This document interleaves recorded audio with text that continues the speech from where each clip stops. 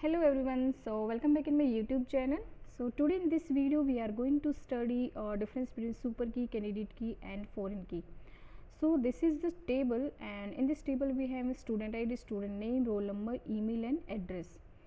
So super key will be a set of attributes that will define unique records in a table. So in this table student ID will be unique, but student name can be same. So if we combine student name with student ID, it will define the records uniquely.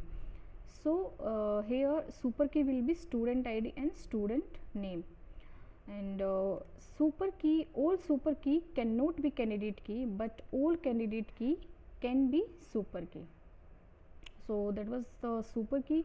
And candidate key is a minimal set of super key.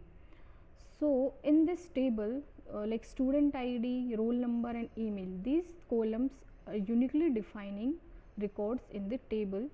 So candidate key will be student ID, roll number and email.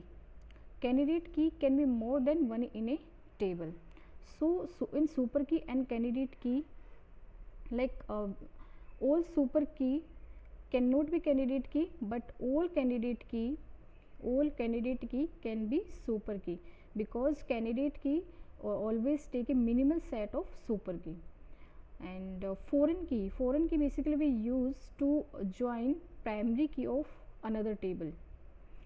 So there are two tables, student table and course table, and if you will join both table, so here in the student table course ID will be foreign key, and will be passed as a foreign key for this table. So in this table course ID in the student table is a foreign key, and in this table course ID will be as a primary key. So we will join this like table with foreign key we call child table, and table with primary key is called referenced or parent table. So that was all about the foreign key, candidate key and super key.